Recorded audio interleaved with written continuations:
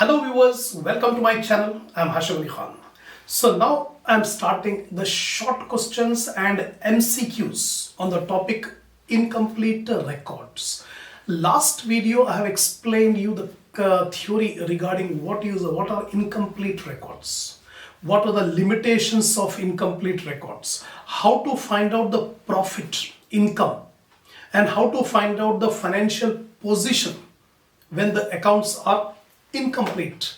That completely I have explained in the last video. Now I am starting the short questions and also MCQs on incomplete records. But before starting the problem, I expect my viewers to have a printout of the problems which I have given in the link under my description. So without problems, you cannot be able to understand the solutions. So always keep ready the problems which I have given in the link under my description. Take a screenshot of the notes which I have written on the board so that you can keep a permanent record. It will be very helpful to revise before examination. So take a screenshot, then I'll explain each and every question.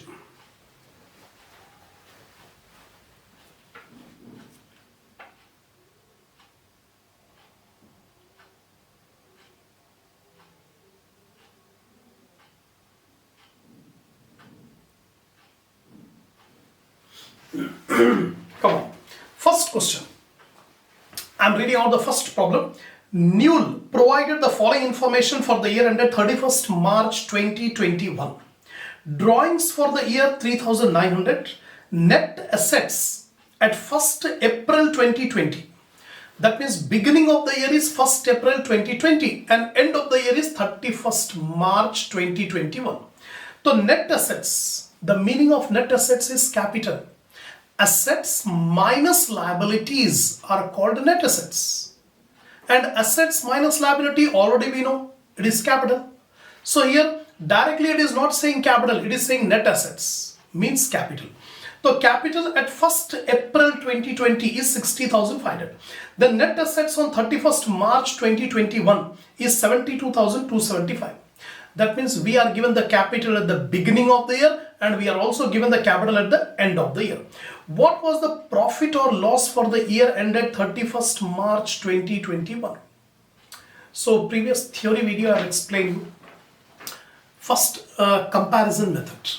We find the profit of a business which maintains incomplete records by comparing the capital at the beginning of the year and capital at the end of the year. So in our problem, we are given the capital at the beginning and also capital at the end. And we are also given the drawings. So remember the formula. Profit is equal to closing capital minus opening capital plus drawings. Closing capital minus opening capital plus drawings. You will get the profit earned during the year. That's what. So here you can see net assets means capital. So profit is equal to closing capital minus opening capital plus drawings. Closing capital is given 72,275 net assets, that is capital. And opening capital is given 60,500. Drawings are given 3,900. So 72,275 minus 60,500 plus 3,900, $15,675 is the profit. $15,675 profit. The answer is D. So here in the question, it is given A, B, C, D. It's MCQ. So A, B, C, D, 4 options are given. D option. $15,675 profit. That's all. Now, second problem I am reading out. Tariq provided the following information. 31st Jan 2020 and 31st Jan 2021. So 2020 means last year and 2021 current year. So non-current assets, current liability. Tariq's drawings for the year ended 31st Jan 2021 were 5,000. What was the profit for the year ended 31st Jan 2021? 4 options are given A, B, C, D. Which option is correct? How much is the profit? Again, same formula, profit is equal to closing capital minus opening capital plus drawings. So drawings are given, but opening capital, closing capital not given. And we know capital means assets minus liabilities. So here we are given non-current assets 60,000, current assets 20,000.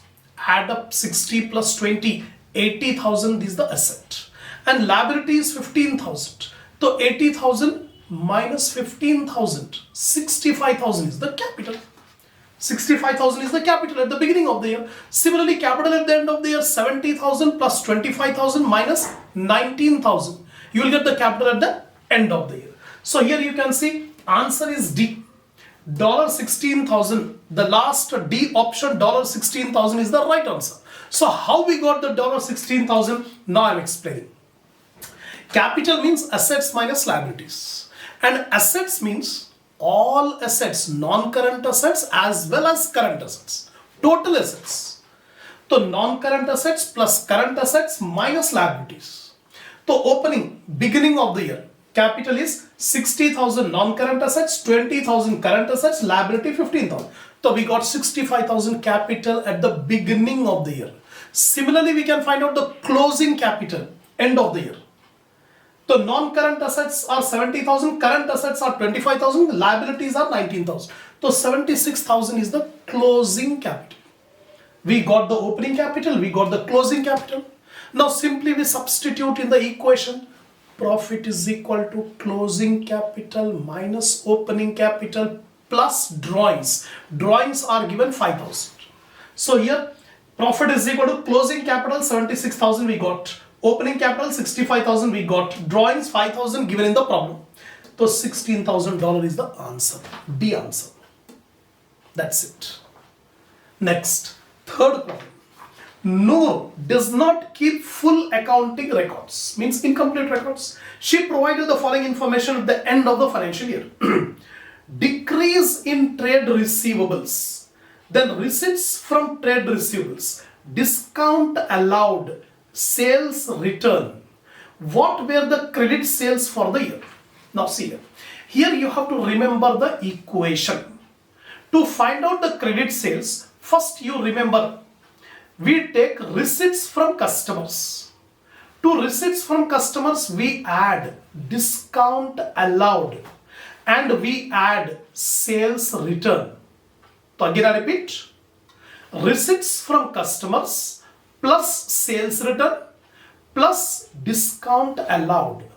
From this we deduct decrease in receivables at the end of the year. Decrease in receivables at the end of the year should be deducted.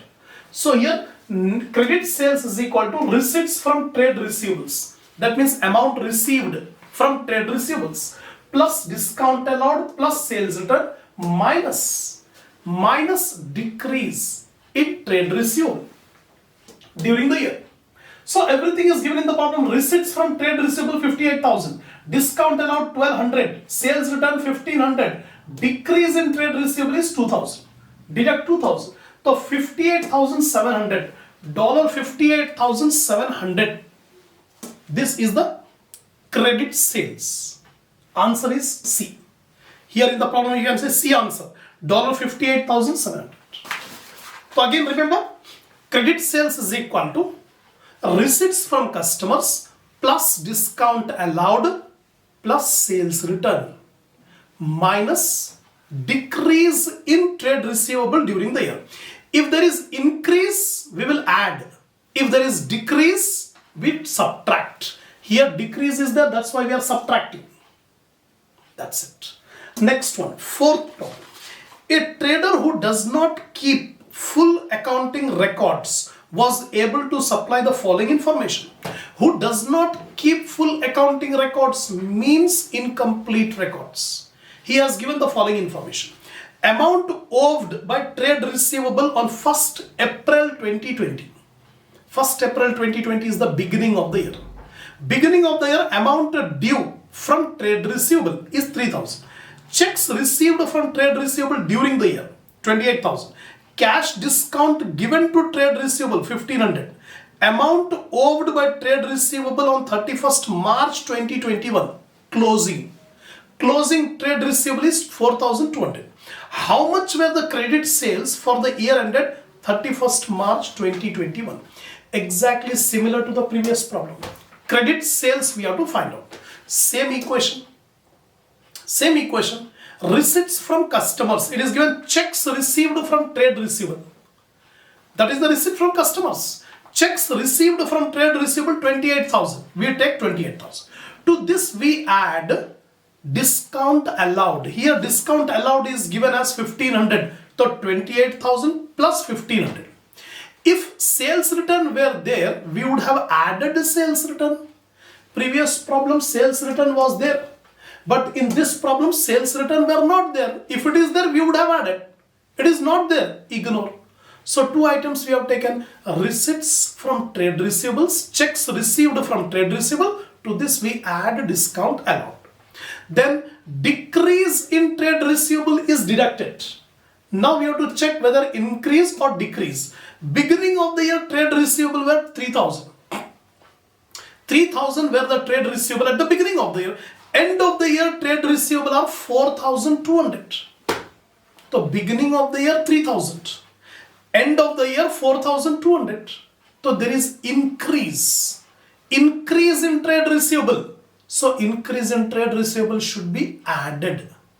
Previous problem decrease was there. So we have deducted. Now we have increase. So increase in trade receivable should be added. So 28,000 is the receipts from trade receivable. 1,500 is the discount allowed. And increase in trade receivable is 1,200. How we got 1,200? 4,200 minus 3,000. End of the year 4,200. Beginning of the year 3,000. So 4,200 minus 3,000 is equal to 1,200. 1,200 increase. Now take the total. You will get 30,700. The D answer. Fourth problem. D answer $30,700. We got. Fourth problem completed. Now see the fifth one. Problem number 5. A trader provided the following information. Here, little bit difficult problem. Carefully you try to understand. A trader provided the following information. Revenue. Revenue means sales. Sales revenue are 1,20,000. Inventory at the start of the year 9,600. Inventory at the end of the year 10,200. Inventory means stock. Opening stock and closing stock. Opening inventory, closing inventory given. A markup of 25% is allowed. What were the purchases for the year? We have to find out the purchases. Entirely different problem. A markup of 25% is applied. First of all, you must know the meaning of the term markup. Markup means the rate of gross profit on cost. The rate of gross profit on cost of goods sold. That is called markup. So here I have explained you like this. Answer you will get D, 96,600. How you will get? Markup means the rate of gross profit, the rate of profit on cost of goods sold. This definition you have to remember. Whenever the word markup is given, you must think that it is a percentage of profit on cost of goods sold. In our problem, cost of goods sold is not given. So we have to suppose. Let the cost of goods sold be 100. Here markup is 25%. It means that profit is 25% of cost of goods sold. When we say markup 25%, it means the profit is 25% of cost of goods sold. We don't have cost of goods sold, so I am supposing. Let the cost of goods sold be 100. Suppose $100 is the cost of goods sold. Now markup is 25%. So 25% of 100 is 25. So we got profit will be 25. So when we suppose cost of goods sold 100 and profit 25, so sales revenue will be 125. Because sales is equal to cost of goods sold plus profit. Write it down there itself. Always maintain a notebook when you listen the lecture. When you watch the lecture, always maintain a notebook. Whenever I say something new, you should write it down. Then only you can be able to remember for a long period of time. Otherwise, you'll forget it. So sales is equal to cost of goods sold plus profit. So here we have supposed cost of goods sold as 100, profit 25. So sales will be 125. We got the equation on our supposition. We supposed COGS 100, Profit 25, cost of sales revenue will be 125, right? But our sales given in the problem revenue is given 1,20,000. Sales revenue is given 1,20,000. So here, when revenue is 1,20,000, how much would be the cost? When the revenue is 125, the cost is 100. When revenue is 125, cost is 100. When revenue is 1,20,000, how much would be the cost? So 1,20,000 divided by 125 into 100. 1,20,000 divided by 125 into 100, you will get 96,000. What is this 96,000? Cost of goods sold. Ultimately, what we have to find out? It is asking you to calculate the purchases. It's asking you to calculate purchase. So I have calculated cost of goods sold. Now one more equation you have to remember. Cost of goods sold, COGS, cost of goods sold. The formula is opening inventory plus purchases minus closing inventory. This formula you have to remember. Cost of goods sold is equal to opening inventory plus purchases minus closing inventory. In this equation, one unknown variable is the purchases. Remaining everything we have. Cost of goods sold, just now we have calculated 96,000. So in place of cost of goods sold, I am writing 96,000. Opening inventory is given in the problem. In the problem given, inventory at the beginning of the year 9,600. So opening inventory 9,600. Purchases we don't have. We have to calculate purchases. So I am writing purchases. Minus closing inventory is given in the problem 10,200. 10,200. So we got the equation 96,000 is equal to 9,600 plus purchases minus 10,200. Now, purchases we keep it on right hand side. Bring this 9,600 to LHS minus 10,200 to LHS. Right? So this plus 9,600 will become minus 9,600. This minus 10,200 will become plus 10,200 because I am changing the sign. I am bringing that from RHS to LHS. So plus will become minus, minus will become plus. So is equal to purchase. So 96,000 minus 9,600 plus 10,200 is equal to purchases. Purchase is equal to $96,600. That is the answer. Answer is D. $96,600. Fifth problem completed. Now sixth problem. A trader provided the following information. Net assets at the start of the year. Net assets means capital. Just now I told you. So capital at the beginning of the year 8,000. Drawings in cash 2,100. Drawings in goods. That means when the owner withdraws the cash, it is called drawings. When the owner withdraws goods from the business, that is also drawings. Right? So cash drawings and goods drawings. The goods drawings are cost 50, selling price 90. When the owner withdraws the goods from the business, we record at cost, not at the selling price. Selling price will apply when we sell the goods to a customer, and it includes price, it includes profit. Selling price includes profit. So business will earn the profit from customers, not from the owner. So when the owner has withdrawn the goods, take at cost, not at the selling price. Here don't consider selling price 90, take the cost 50. Then net assets at the end of the year. Net assets means capital. Capital at the end of the year 8,200. What was his profit for the year? Again we have to calculate profit. Same formula. Profit is equal to closing capital minus opening capital plus drawings. Closing capital minus opening capital plus drawings. Everything is given. The answer is C, 2350. Answer is C. So how we got? Profit is equal to closing capital plus drawings minus opening capital. Closing capital is given 8,200. Drawings are given, cash drawings 2,100. And goods drawings are 50. Goods drawings are 50. And opening capital is 8,000. So profit comes to 2,350. C answer. Next comes seventh problem. A business provided the following information. Sales are 3,000. Opening inventory 400. closing inventory 700. Markup is 50%. What were the purchases for the year? It's exactly similar to the previous problem. Just now I told you markup.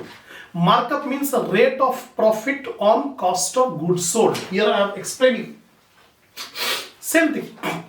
Now, answer will be D, $2,300. The last D option is correct. So how we got 2,300, I am explaining.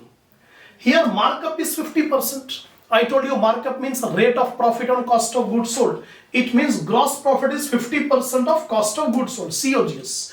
We don't have cost, so we suppose 100. Let the cost of goods sold be 100. Profit is 50%. So 50% of 100 is 50 rupees. 50% of 100 is 50. So when COGS is 100, gross profit is 50. Sales revenue will be 150 because sales revenue means cost of goods sold plus profit. Cost plus profit is equal to sales. So here cost is 100, profit 50, sales are 150. We got the equation. What is the revenue given in the problem? Sales given in the problem 3000. Actual sales given in the problem 3000. So when sales revenue is 3000, how much would be the cost? So 3000 divided by 150 into 100, you will get 2000. So this 2000 is the cost of goods sold, COGS. Now you must remember the formula. Cost of goods sold is equal to opening inventory plus purchases minus closing inventory. That is the equation of cost of goods sold. Now cost of goods sold COGS we got 2000. Opening inventory is given in the problem. Opening inventory 400. And purchases we have to find out. And closing inventory is given in the problem 700. So 2000 is equal to 400 plus purchases minus 700. Bring this 400 and 700 to LHS. From RHS, bring it to LHS. So the sign will change. Plus will become minus, minus will become plus. So this 400 will become minus 400. This minus 700 will become plus 700. So is equal to purchase. So purchase is equal to 2370. That is the answer. D. Now eighth one. Eighth one is Barak did not maintain a full set of accounting records, and in his first year of trading, the sole trader Barak just he have started his business, new business. So at the end of first year, how did Barak calculate his credit sales? Now he want to find out the credit sales. So different options are given A, B, C, D. Now B option is correct. What is the B option? Closing trade receivable plus cash received plus discount allowed. I already told here. I already told this credit sales. How to find out credit sales? So credit sales is equal to closing trade receivable plus cash received plus discount allowed. The B answer, you make it right. Credit sales, closing trade receivable plus cash received from customers plus discount allowed. That's it. Eighth problem completed. Ninth one. A trader does not keep proper accounting records, incomplete records. Her capital at the end of the financial year is higher than at the start. Closing capital was more than the opening capital. What it said? She has not introduced any further capital during the year. What does this show? She has not introduced any more capital during the year. See here, when we compare opening capital with closing capital, if closing capital is more than opening capital, two reasons are there. The first reason is the owner might have introduced further capital. Second reason is profit is generated, due to which the capital at the end of the year will be more. Here specifically given, the owner has not introduced the capital. The owner has not introduced the capital. That means then why the capital has increased? On account of profit. On account of profit. So due to profit earned during the year, the closing capital will be more than the opening capital. Right? So here four options are given, A, B, C, D. Last option D is correct. Profit for the year is greater than the annual drawings. The profit are more than drawings. That is the reason why the closing capital is more than the opening capital. So D answer is right for 9th problem. Now come to 10th one.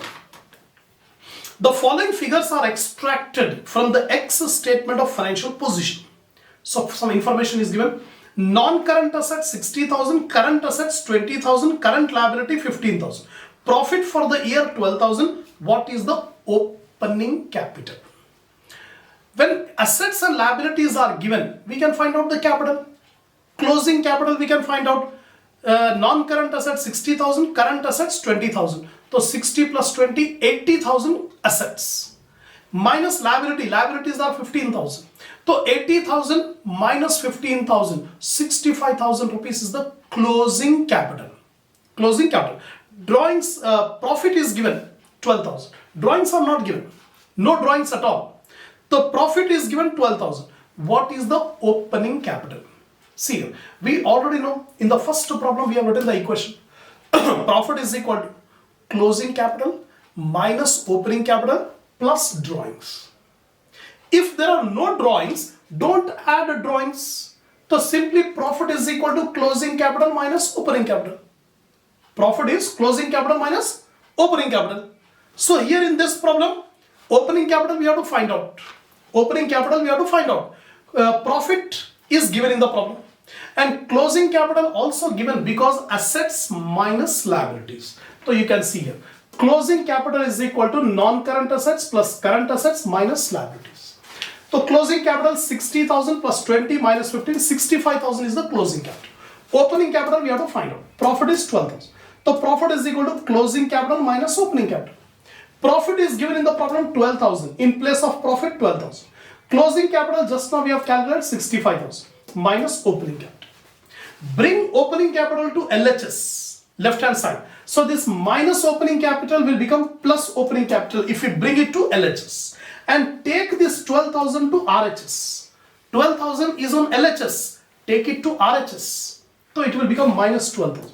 So 65 minus 12, $53,000. That is the opening capital. The answer here is B. B is the answer, $53,000. That's it. Next one, 11th problem. A trader does not keep complete accounting records, again incomplete records, but provides the following information at the end of a year of trade, first year of trading. Checks received from customer 628, cash received from customer 149. Then amount owed by customer at the end of the year. That means amount due from customers, trade receivable at the end of the year. That is 73. Discount allowed is 25. What is the revenue for the year? Revenue means sales. Revenue means sales. Sales we have to find out. Previous problem I have explained you the equation for finding out sales. Here you can see credit sales. Here also we have seen sales. The equation is cash receipt from the customers. Here in this problem, checks are received and cash are also received. Doesn't matter. Whatever we receive, whether we receive in cash or whether we receive through check, it is the receipt from customers. So we add up. Check received from customer 628, add cash received from customer 149. Both are receipts. Then amount owed by customer at the end of the year. Closing trade receivable. That also added. That also added. Then discount allowed. That will also be added. So simply you have to add up all.